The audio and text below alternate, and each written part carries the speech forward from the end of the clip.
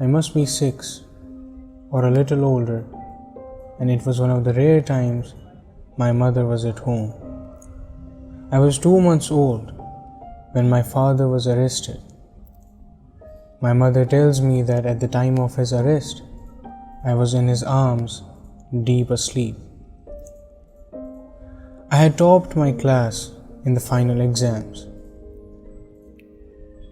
When I took the result sheet, there was an empty box on it, titled Parents' Remarks.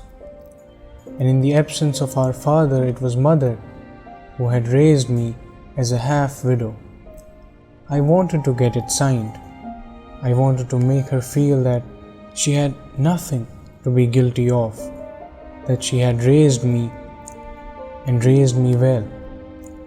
I wanted to achieve everything in this world and show it to her and hug her and make her feel that I'm a good son. I held the result sheet to my chest and I ran all the way to our home. When I reached, I was breathless and I was dreaming. I was happy. But the sight of a police vehicle brought me back to the world that I was so used to. And I saw my own mother. And I saw her staring at me while her hands were cuffed. And they took her from me. I remember standing there, watching my mother leaving me. The sun was blazing, but all the light that it had in that moment could not penetrate through the darkness that surrounded me in that moment. I remember tearing the result sheet and shredding it to pieces. It did not mean anything to me anymore if I could not show it to my own mother. I started walking back home, and those few steps felt like a mile-long walk, and I did not even call that house my home anymore. It felt like an orphanage, where I would live without my mother and my father, waiting for them and waiting for them to return back to me. But this was not the first time that my mother was being arrested. 7 years before my birth, in the year 1992, my mother was detained for the first time. My brother, who was an infant at that time, was jailed alongside her, and thus he became South Asia's youngest political prisoner. He was isolated from his mother for over a year, and all he had with him in that cell was a stone. He used to bang the door of that cell with the stone all day. And when my mother asked the jail authorities to provide baby food for him, they told her that he was not even on the records. Years later, once at midnight, I was sleeping with my head in the helm of my mother. No fireworks, no chatter, just the sound of her heartbeat was putting me to sleep.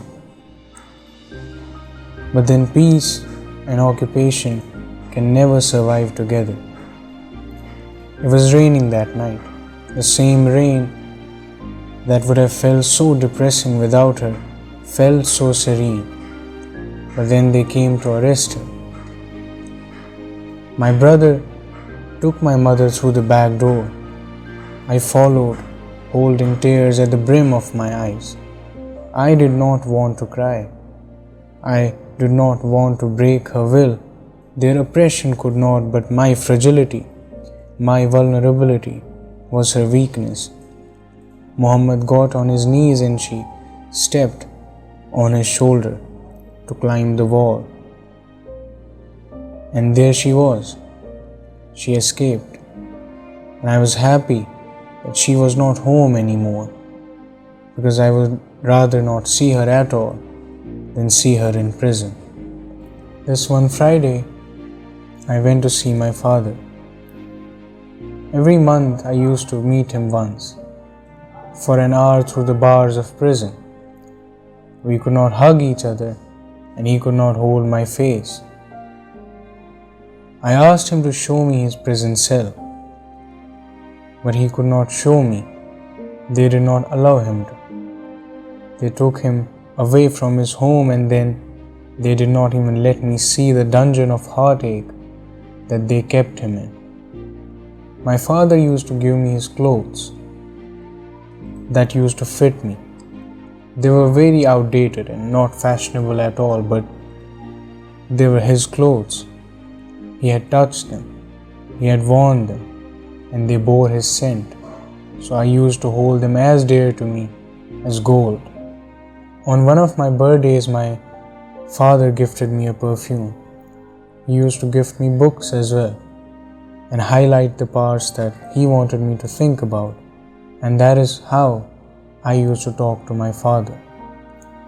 Now when he gave me this perfume, for 18 years of my life, I could not use it. Every single time that I would open it, I would close it back fearing that it would finish.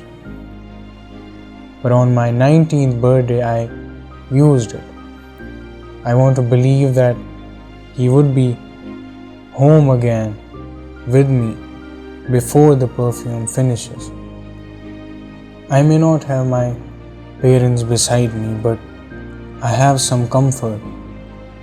A comfort that I may not be able to touch, but I can surely feel it. They are breathing. And as my mother lies down on the rugged floor of Tihar jail, as her back hurts, as she remembers me, remembers the little memories that we have of the baths she gave me, of the lunch boxes that she prepared for me, of the time that we got to spend together. I choose to hope. I choose to hope that someday she would sing me lullaby and put me to sleep again. But until then, she is out there fighting for our freedom, fighting to ensure that nobody can ruin that night for me and for all the kids of Kashmir.